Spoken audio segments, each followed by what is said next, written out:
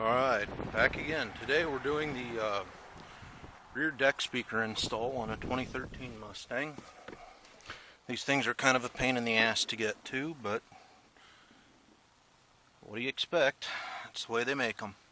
Anyway, the tools we're going to need: 14 mil socket, small screwdriver, claw hammer comes in kind of handy, a T20 Torx bit, and that's pretty much it. The parts we have to remove are the coat hanger hook, the seat belt cover. We've got about 6, 7, 8, 10 push pins that have to come out. Our door sill plates, I ended up taking mine out. There's probably a mistake. This quarter panel here has a tab that kind of fits down into it, and it's a real booger to get out. It's actually, like I said, I probably shouldn't have taken that out, but I did anyway.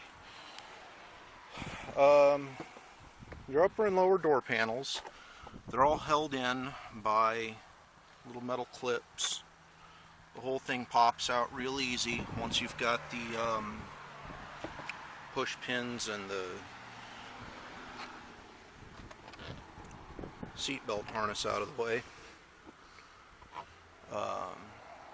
You get a push pin that goes here, here, and another one down here. This is where the that tab locks in at. You just got to pop that thing out of the way. Your upper and lower panels are held together by a series of these tab clips here. You could probably pop them apart. I didn't want to take a chance on breaking it. That's up to you. We got a little notch right here for the defroster wiring. When you're pulling it out, be real careful. Make sure you don't rip that out or break the tab off of the window. That would really suck. On the rear deck panel itself, the only things really holding it in are, like I said, a pair of push pins on each side and the seat belt. To take this thing out, you got the I guess this piece is called like a header panel or something, but that's just held in by a couple of clips. Everything comes apart real easy unless you take off the door sills. If you take off the door sills, you're kind of screwed, because the door sills have these little clips on them and they like to stay in the metal on the body of the car. Well, the problem is when you pull them out, there's little teeth down in here that just shear right off. I took one of these clips apart just to pretty much show what it is. It's just a little metal clip that's been coated in silicone. It's doesn't come apart too easy. And then there's this little plastic insert that holds the whole thing together. Again, if you end up taking one of these things apart, be prepared for a fight getting these things out of the floor. You're going to have to use a pair of pliers, and when you grab them to pull them up, grab them with your pliers and try and get as close to that as you can and give it a good squeeze. You'll mush the silicone, but you won't break the plastic off, and hopefully you'll be able to at least glue them back on. That being said, when I put this thing back together, I am probably going to be using some double-sided foam adhesive tape to hold it down. Really, these things aren't going to want to stay on terribly well after you take them off. I wish I'd known that earlier, but hopefully you learn from my mistake. Anyway, getting started.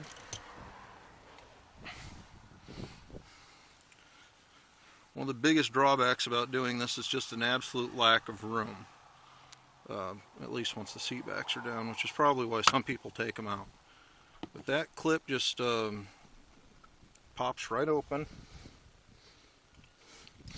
And down in there we've got our one T20 Torx bolt. I still can't find my Torx socket, so I know, right?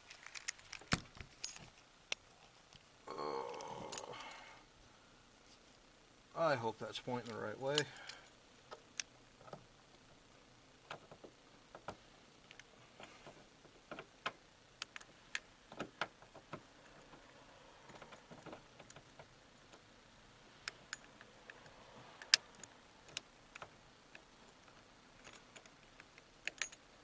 Also, my next video on YouTube is about how to look like an idiot while you're unscrewing something.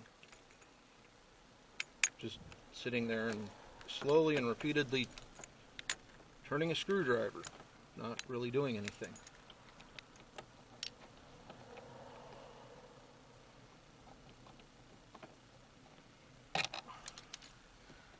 Once you get that out, that just comes straight out.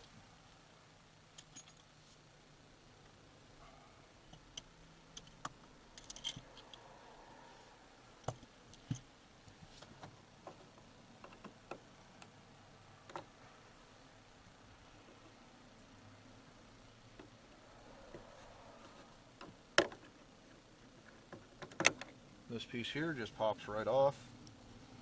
Again,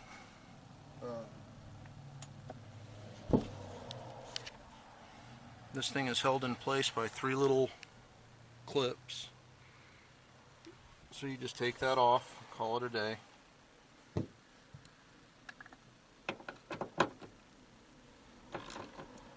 Take a 14 mil.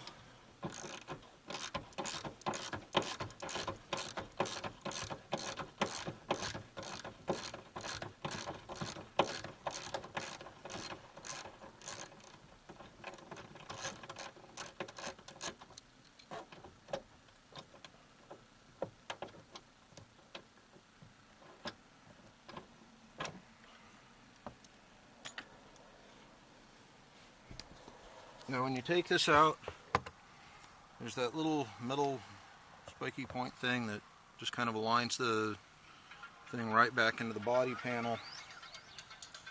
What a wonderful time to get a phone call.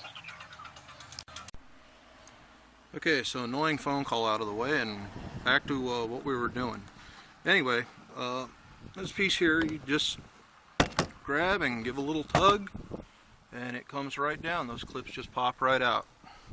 From there, make sure you got the defroster unplugged.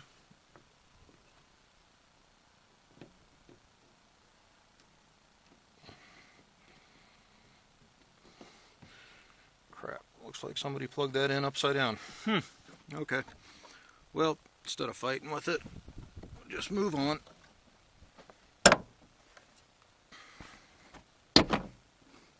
You can see everything kind of unclips there, and I'm just going to move that out of the way real quick. Our door panel here.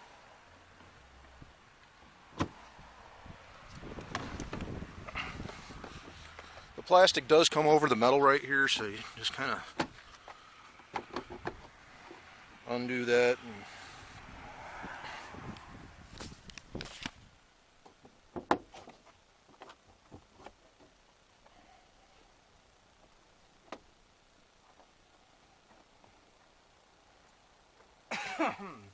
great.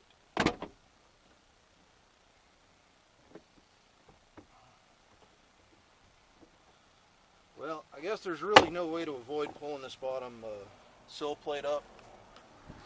Again, as you can see, that blue grommet stayed down in there. Not a whole hell of a lot you can do about it if they decide to do that. Other than that, we just boof. And this panel's pretty much out. Just comes down to getting these push pins out. Like I said, there's one down there. There's one right there. And then there's one hidden under the carpet here.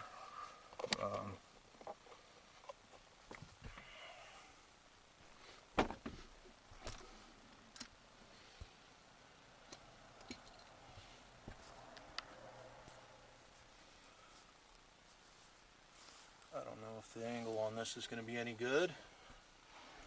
But what I'm doing is I'm just using the flat side of my clips to just take that push pin.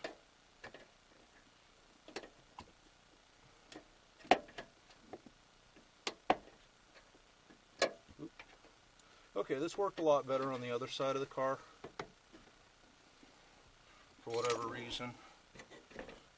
But anyway, I just pushed on the back of the push pin a little bit just to get it out. Stay put. And then from there, if you have the tool that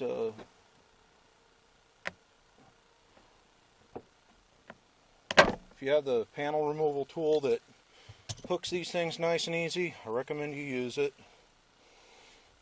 I don't.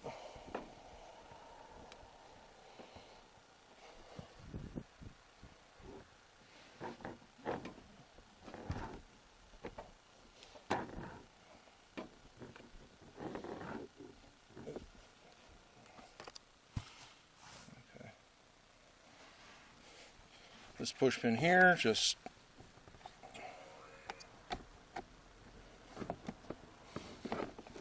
and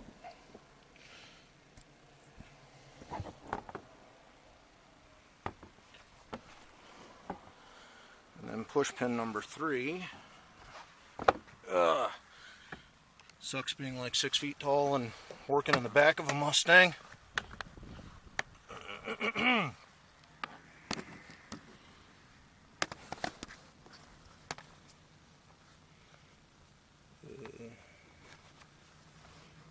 And yes, I know a tripod would help. No, I don't have one.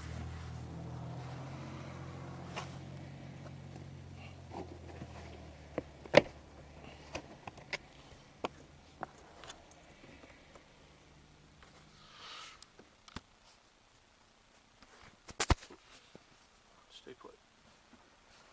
Oh, damn it. Then this panel here, make sure the back end's off the body of the car.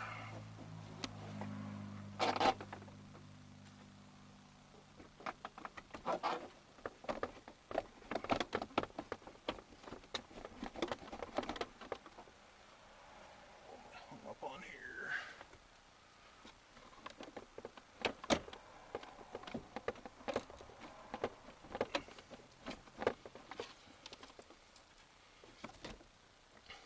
Feels like the back end of this is hung up on something. Unfortunately, there's really no way to tell what.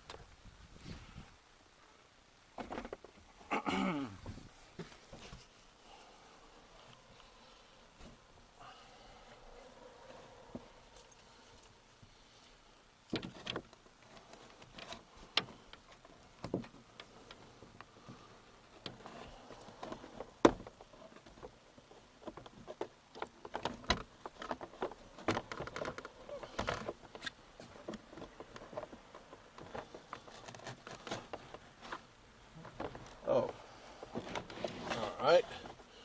It was bumping on the headliner panel.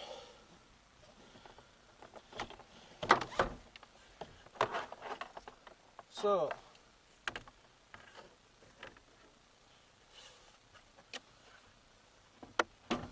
that's out.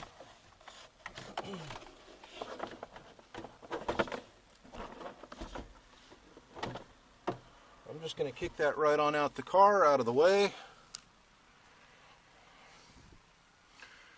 And then the only other thing that's that covers up these decklid speakers are our 4 push pins.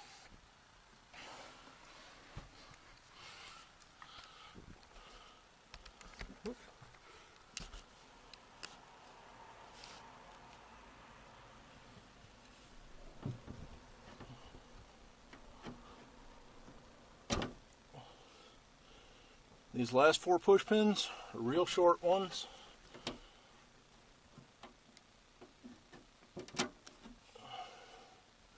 Two there.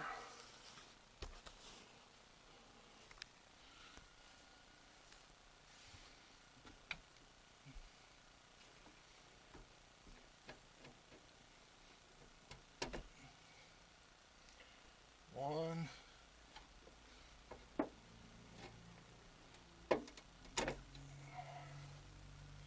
Two right there on that side.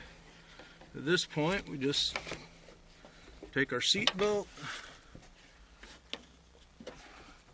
run it in through the little cutouts.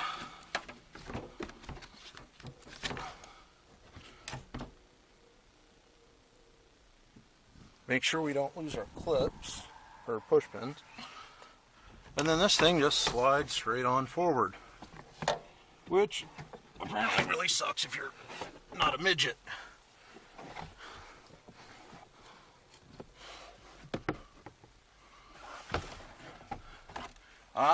Looks like somebody lied to me. Okay. I was told that these were held in by Torx bolts and they were a real bitch to get out. Those look suspiciously like 6mm sockets, so if you have a 2013 Mustang, you are in luck. Ford did you a huge favor. Now, since my house is a mess, I'm gonna shut this thing off and go get my tool and come right back. Side note, if you have put your door panels in the doors, like I did on both sides, and you filled the trunk up with something, it can be a little hard to get out of your car at this point. This is why you always bring the proper tools with you first.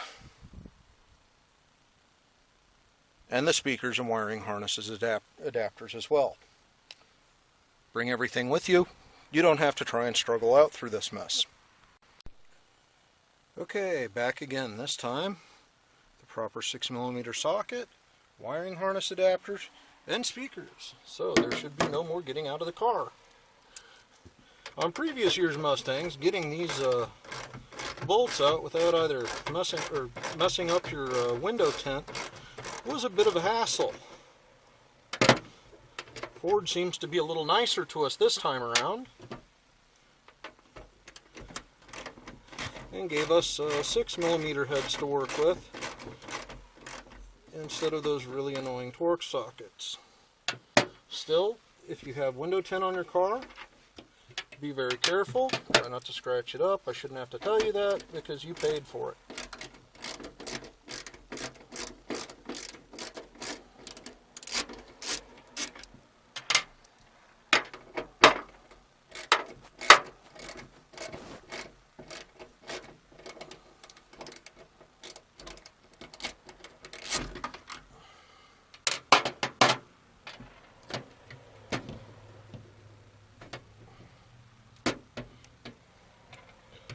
Alright, apparently it's a bit easier to unclip these things from the trunk.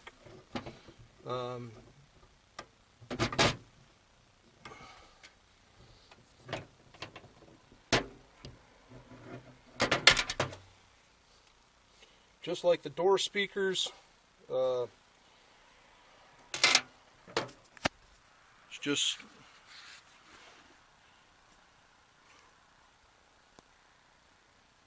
one simple little push clip.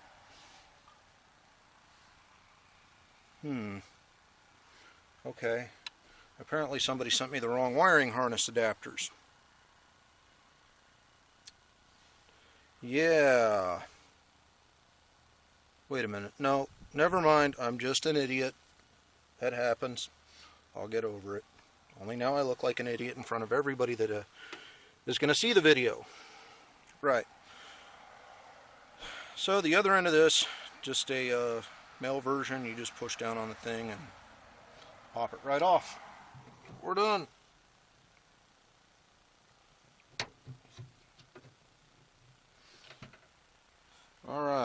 I'm not going to bore you with putting everything back together or finishing everything up, but hopefully you see how it all comes apart, and putting it back together is just the opposite of what we did to take it apart. Don't forget those little tabs on the corners of these things here. When you put everything back together, you got to make sure to lock those in, otherwise you're going to get a rattle. Other than that, good luck with your own. I'm going to get these infinities put in and listen to some music. Okay, we're still here with the 2013 Mustang. While I was installing the rear deck speakers, I decided to go ahead and run a power cable for the amplifier anyway. I'll show you how I did it. Right down in the engine bay, right down here, there's a little rubber grommet that, I don't know if you can really see that too well, but there's a little rubber grommet down in there that goes all the way through, and it comes out right there under the dash, just next to this post here. This piece here, there's a kick panel with a bunch of stuff. It just pulls right out. You can see it's just held in by a little plastic tab and a peg. This piece here is just held on by a single clip, and, well, 2 clips. Make that 3, but that one's still stuck to the frame rail. Okay, I'll have to fix that. Anyway, already had everything out anyway, because I was replacing the rear deck speakers, so I decided to just go ahead and run it. I just thought that since I was at it anyway, I'd show you a real easy spot to run your power cable through the firewall. That's it.